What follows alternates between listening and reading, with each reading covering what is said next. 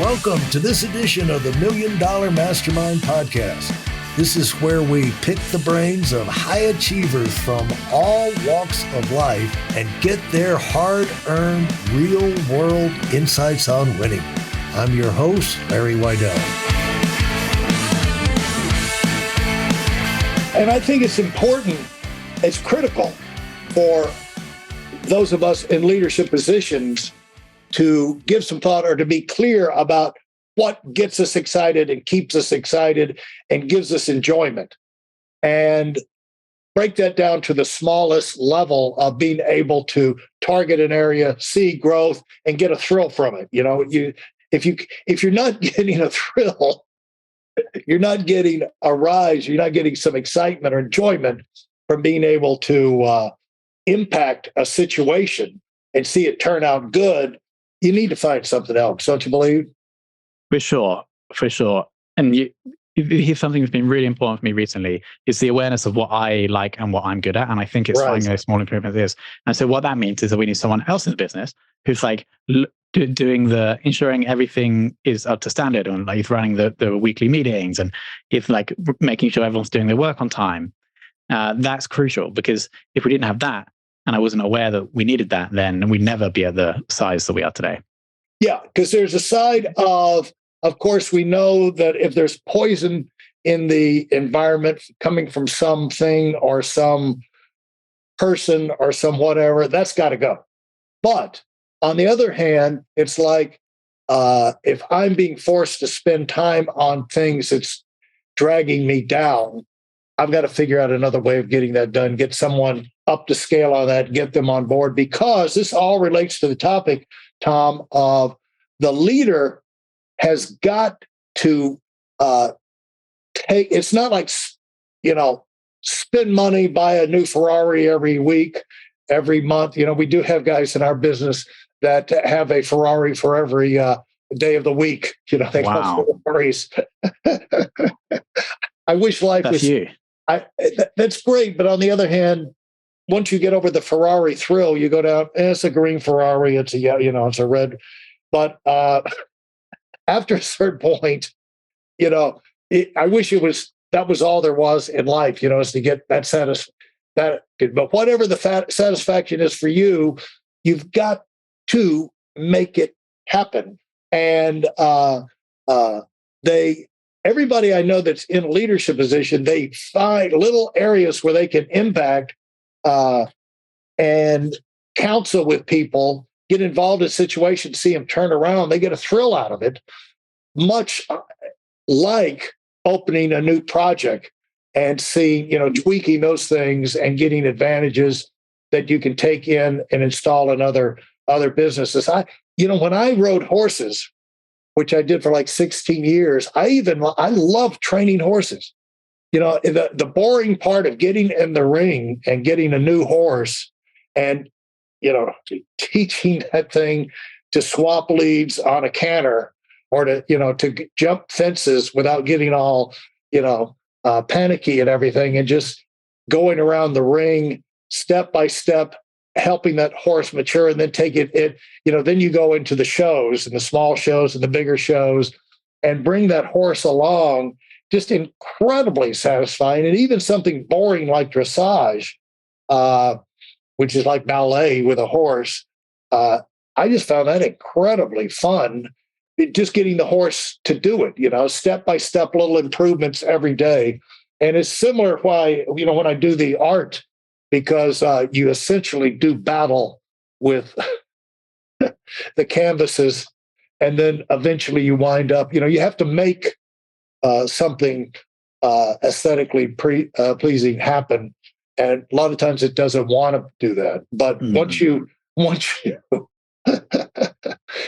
you have your fight to the death, like Vincent van Gogh said, outside the door to a great painting lies terror and fear, and so you have to go through that door. But when you do, it's just like, yes, this is fun. It gives you a thrill.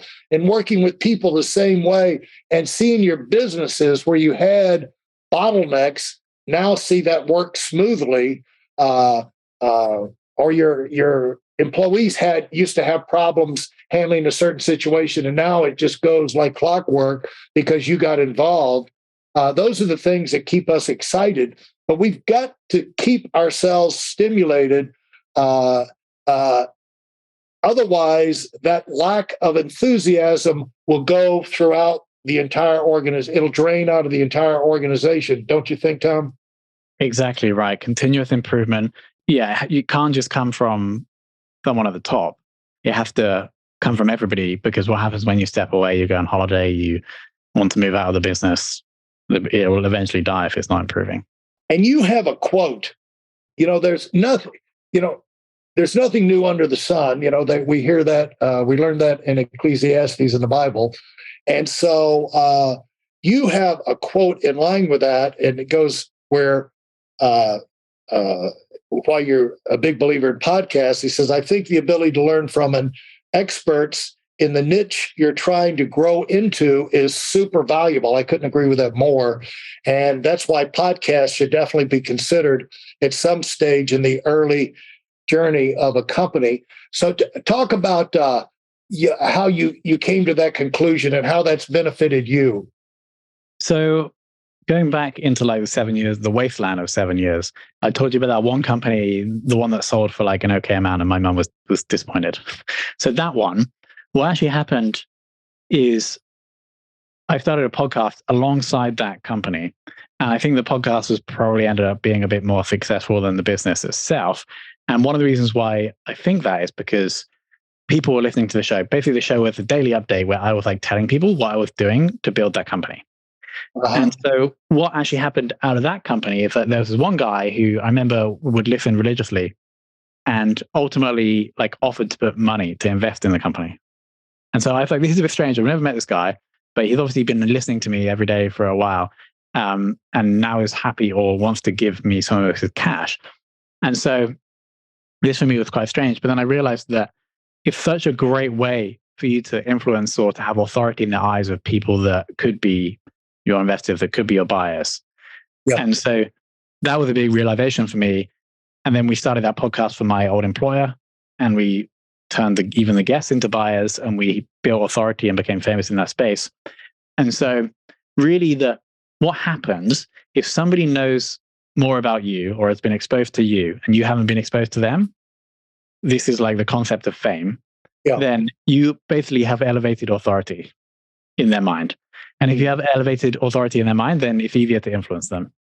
So this is why if like Will Smith came on this call now and told us both to like go and start cooking dinner or something, maybe that's a stupid example, or asked us to do something, we would probably do it because he has authority in our eyes, because we've been very exposed to him, and he, I think, hasn't been exposed to us. Right. So when we suggest that businesses run podcasts, this is what we're trying to do, is to elevate the authority in the eyes of the people that could be buyers, because then these people can be more likely to be influenced. And what are things that resonate with podcast listeners, would you say? Because I don't even know why, when I started this podcast, I didn't know how well it would be received, but it should, because, I've had pretty good success working with successful people for 40 years. So, and helping them become successful. So it should, but you don't know how it's going to come across in a podcast. What do you think causes people to get attracted to a podcast and to lock in on a podcast? Yeah, I think addictive, basically, Yeah. So there's information and then entertainment. And ideally these can be combined. And so a great example is a podcast called The All In Podcast, which is for best friends, but also very wealthy Silicon Valley investors that come on every week. And it's entertaining because it's like they're sitting around a table just chatting and taking the piss out of each other. But then it's also super informative because they've all spent 20, 30 years in investing or in startups or in business. Mm-hmm. And so it's a combination of those two, which I think can be really killer for any podcast. One of the ways that you can improve actually both information and entertainment is your style of hosting, Larry, which is not scripted, Right. Even though we try to give you questions sometimes. But it's you just having an understanding of the guest, and then you're not preparing, you're like listening, and then you're moving on to the next thing. And so here's one thing I think 80% of podcast hosts can improve is to do less of the scripting and more of the just reacting to what the other person is saying. Yeah.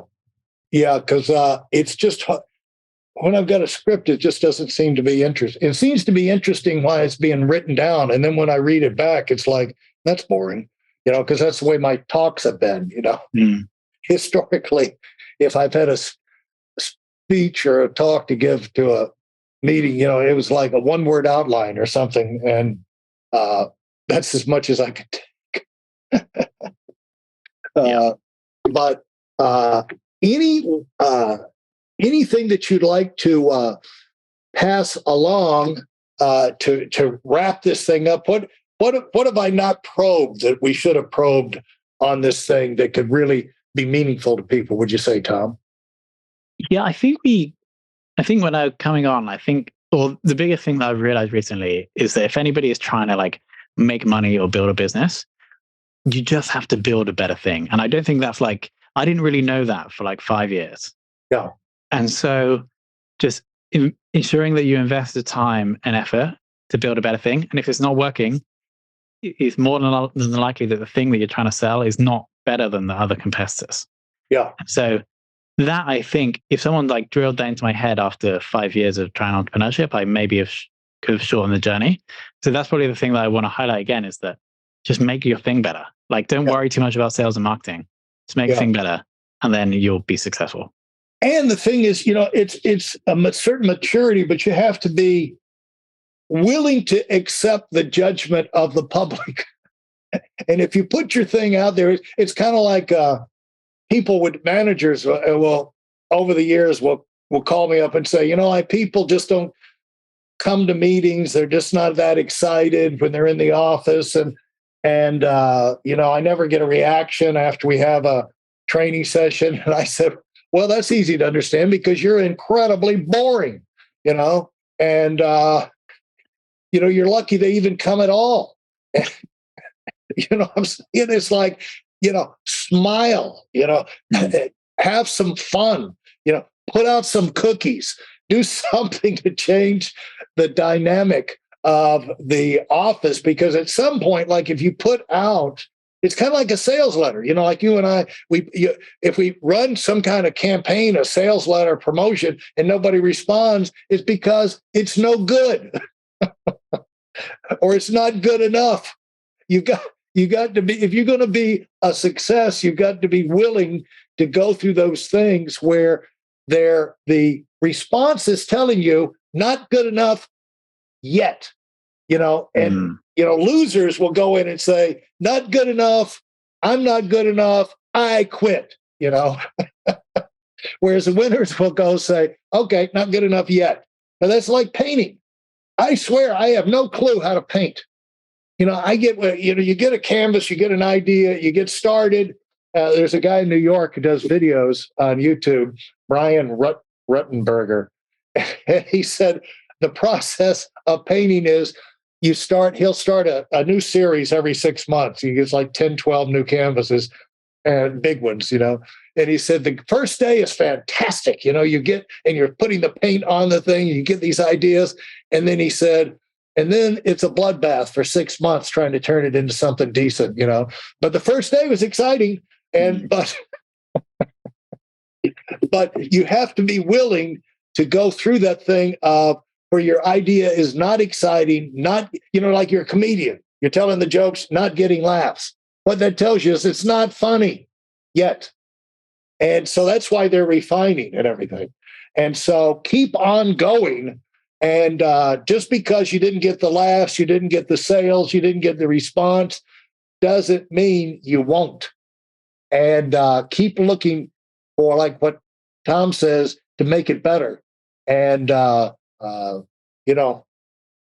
eventually, here's the thing. It's like passing a test, if you pass a test, you don't have to get 100 to pass the test, like the driver's license test. So you just have to get like a 70 in this country, 70%. you pass. And so all you do is got to get a point. Like, you don't have to get a joke where it's so funny, everyone falls down in hysterics and they're laughing for 3 days. No, you just have to have a joke good enough to get people to laugh enthusiastically, and then on to the next joke. And so what you're looking for is a success, and that you can build on and keep tweaking it, keep improving it. And so is that, are we on the right track to wind up that way, Tom? Yeah, that's exactly right. The key word is yet. The only way you're going to build something better than your competitors is by learning from the people that matter, e.g. your customers. And so if you cut that learning loop off, then you're not going to get better. And so you just have to keep trying. And then ultimately you'll build something better, and then you'll win. But it might take 3 years. Yeah. And you're like, that check came in to your house with your parents, and it's like, those checks will get bigger. I know you're not impressed yet, but your parents are probably impressed now. And so more impressed. More impressed. So anyway, thanks so much, Tom. This has been a lot of fun. Looking forward to hopefully doing this again in the future. And we can hear about how all this foundation you put in place has compounded in directions far beyond we could even imagine now. So we've got some great future events to look forward to, and then hopefully we'll get a chance to come back and talk about them. My pleasure entirely, Larry. I really enjoyed this interview, and I love the podcast. So I'm looking forward to hearing these episodes. Right. Yeah. Well, thanks so much, Tom. Thanks, Larry. Bye. Thanks for listening to the Million Dollar Mastermind. If you felt there were any valuable takeaways from this episode, please take a minute and leave us a 5-star review. Your feedback is important and really helps us get the word out to a wider audience. Remember, we have a valuable webinar that is absolutely free. Register for it right now at weidelonwinning.com. Thanks for listening.